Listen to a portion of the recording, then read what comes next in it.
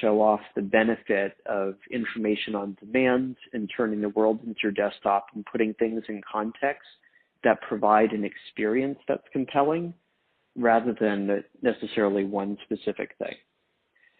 For example, Post-it notes are a really, really simple example of something where whiteboard collaboration and ideation and note-taking and reminders and all that, that's a pain in the ass. And people have a ton of different apps to do all of those things differently. Right. And that's something that could actually be solved really well in AR because you could put information directly into context. You can access it remotely when you need to make an edit or change. For example, if I'm at work and want to put a note into my fridge, I can do that. And somebody that's in my home and wearing AR glasses would see it. And it's also something where it could be very fast to pull up information wherever you are and like access your brainstorming things. So you don't need to keep the notepad beside the bed. Now, that's something that can be done better than a phone because you can pull it up so quickly and you can put it into context and you can access it anywhere. But is that something that by itself you're going to pay a couple $1,000s for? Probably not.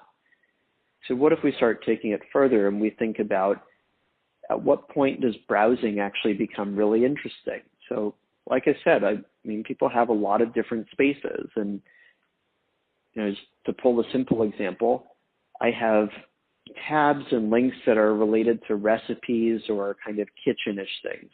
There's some general stuff that I just need to remember to do in the evening, like, hey, I have to call this company and find out the status of this or get a return label for this, or I maybe want to buy this one thing and just remember the link to it. And that's like home office type stuff. And then there's just the use case of like, I want to go shopping online or just browsing online, etc.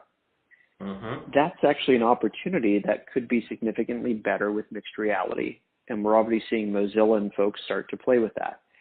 So the super simple, obvious example that Magic Leap is even showing with Wayfair is when you're shopping, being able to extract objects off a web page and see it in 3D in front of you and get a better sense of what the thing is before you purchase it.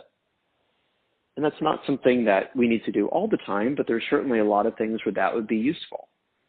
Even if it's just, hey, I'm looking to buy this shoe or this purse or this wallet, and I really want to get a sense of how big is it? What does it look like? What does it look like next to other things? Or if I'm browsing online and I go to National Geographic and there's a story about something, being able to pull it out and like pull the artifact out or pull the animal out and actually check it out on the table, that just adds a measure of delight. And then to that use case I was talking about it with the different spaces, that could simply be when I walk into my kitchen, I see a browser session that has all the recipe stuff and all the cooking related stuff. And when I walk into my office, I see the contact info for a company I need to call and that page up there. And if I'm at home and somebody tells me about a recipe, well, being able to pull that up and send it to the session in my kitchen could be really useful. So that experience, again, by itself, probably not worth a couple $1,000. But when you start putting these pieces together, now you actually start to get something that's compelling and interesting. And an example I like to point to is, you ever heard of Don Norman? No, I don't think so. It's a fairly well-known kind of user experience, user interface designer. One of his books was called The Emotional Design of Everyday Things. He uses the example of when color TV came out, it didn't add any information compared to a black and white TV. It's the same story, the same dialogue, the same acting, the same visuals, the same sound effects. It was just now in color. Right. And at the same time, if somebody paid extra for a color TV and saw a show in color, and you went to take away their TV or you went to see what TV did they buy next, everybody wanted the color TV again. Yeah.